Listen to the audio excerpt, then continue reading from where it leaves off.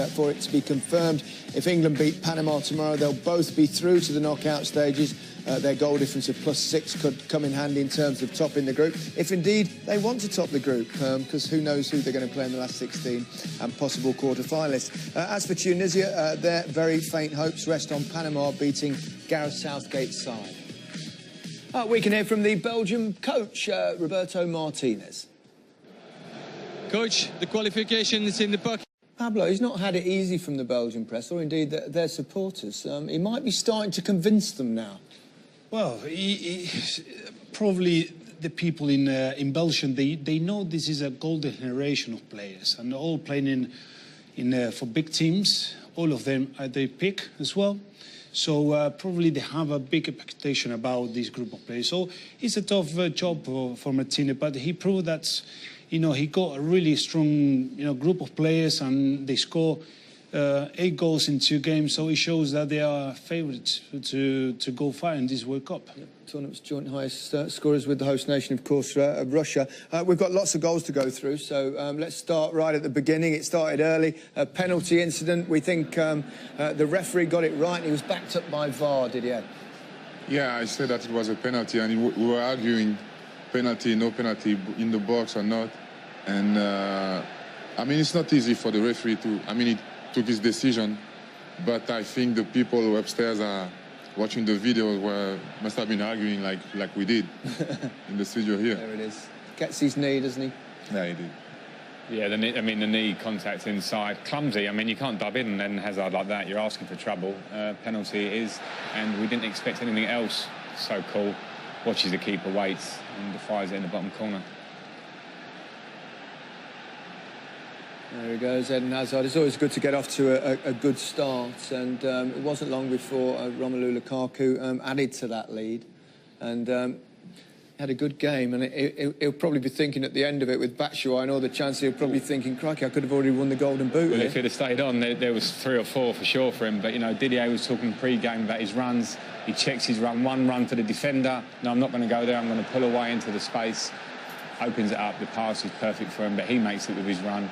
And again, Didier talking about feet. When you're a big lad, that quick feet movement before you shoot is so important. Otherwise, you end up stretching and you're not in control of the shot. You move your feet quickly and you get a clean strike on it and a great finish. Tunisia got one back. Free kick, Bron with a header. Pablo? They gave them a chance,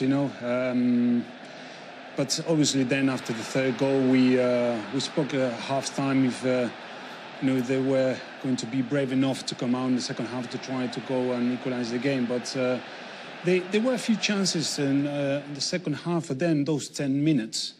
But then obviously we say if you go too much forward with against those players, then in behind they can hurt, and it was like that. Lukaku is the first player with 2 or more goals in consecutive World Cup games since Diego Maradona, way back in 1986. You wouldn't have thought that, would you? It was before that. No idea. You know very well. Another, again, Lukaku's run. Great pass, little smart pass, and that's a man who is fully confident when you're dinking it over the keeper with your so-called bad foot, his right foot. That means you're on top of your game. He's celebrating already, doesn't need to look as the ball hits the net. A couple of statistics here, Didier. Romelu Lukaku is 25 years and 41 days old. He's got 40 goals in 71 caps. At the same age, Cristiano Ronaldo had 22 goals in 69 caps. Lionel Messi, 26 goals in 70 caps. Wayne Rooney, 26 in 68. 68. It's an 8. 68 caps. So it's important to be accurate. It's remarkable statistics. It is remarkable, and as much as I give him credit, I think he's also surrounded with good players, quality players, so it makes things easier, but you still have to finish the actions, and he's really good at it, and I'm telling you, he's going to score a lot of goals. He's going to score a lot of goals. Yeah, there's no question the second half, Tunisia just went for it, played open, left massive gaps at the back, which is, they had no choice, really. And one of those gaps was exploited by Eden Hazard, who was excellent again today, Pablo. He was really good, especially that ball from Kevin De Bruyne. It's just fantastic. Kevin De Bruyne is just simply a joy to watch. That ball over the top, just the speed, great control by Hassan, great finish. He's a world-class player. It's composure, and this is Eden Hazard at his absolute best. Never panics, just chops it away from the goalkeeper. Again, doesn't panic and puts it in the empty net. I mean, when he's in that form. The only thing I would question, I'm not sure about his celebration. I think the celebration is even nicer than the goal. And this is why. There we go. I think he copied it off someone. There you go. There you go. So hang on, he's mentoring Lukaku, he's mentoring Eden Hazard. I mean, yeah. And they scored. And they scored. Oh, good job. And he did. Batshuayi, blimey, he had an interesting 22 minutes. He had 6 shots, more than any other player in the game, and he only played 22 minutes. You know, this is just showing the strength of this Belgium national team. You know, you take out the best striker of the history of the country, and someone else comes in and then has what, 6 chances. Yeah. I mean, it's more than Lukaku. Good chances as well. You know, very good chances, and I think I would love to think that if the game was tighter than that, he would have scored. Yeah. You know.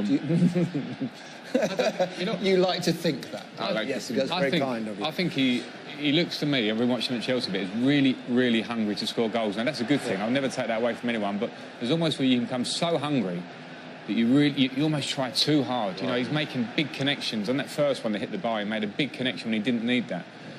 But, as Didier said when we were watching this, he scores the hardest one of all, because that half-volley finish is a really difficult skill. It's difficult to score that goal. Very difficult, and because of the bounce.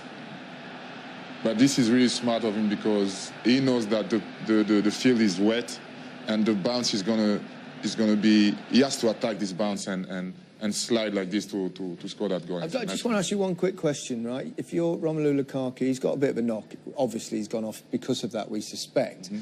He'd be sitting on that bench, and he must be thinking, I could have had the golden boot here. I could have got another 4 goals. It depends on the importance of the injury, but I would stay and try to score. No, I'm not saying whether he should have stayed on. I'm just saying what he's thinking, sitting there on the side of the pitch. I should have stayed in. Definitely thinking. Definitely thinking that. There's no question about it. Yeah. Consolation for Tunisia at the end, Pablo. But I mean, by that stage, it was all over. It was too difficult for them. Obviously, it was a great goal. For defender, this is really hard to defend those cut back. You know, great. It was very clever Tunisia player to that step back. You know, yeah. Great finish. I love the fact that he finished it off just after Phil Neville had rubbished him. yeah. It was. Maybe he answered in a small way the question there, but it's a great movement to stop still, as Zaba just said there. That cut back, and then he gets his space and he finishes it. Yeah, I mean, Belgium very impressive. Does that make England more concerned? Or, I mean, also, I suppose, if England win tomorrow against Panama, the 2 teams might want to rest a lot of players, because it's very unclear as to whether it's better to finish first or second. Yeah, without a doubt, I think they will both look at resting players if England win, as you say. I don't think England have seen anything there they didn't know already. We're very aware of the qualities of this Belgium team. They're very strong. They'll be analysing it for sure. But again, England are in a good place now, where if they get another positive performance against Panama and play well, then we can actually start to worry about ourselves and what we can do to Belgium, because we can compete. I wouldn't rest any player. I would try to win the game. This is probably exactly keep momentum. They play, you know, probably Tunisia, Panama, but then England and Belgium is one of those games. Thinking if we can win, you know, it brings you confidence and mentally, you know, to create that winning mentality. I think what England has to look at is that they're playing well, they're scoring a lot of goals, but they're conceding, and this is something that they can really work on. Okay, well, it's not long now until England.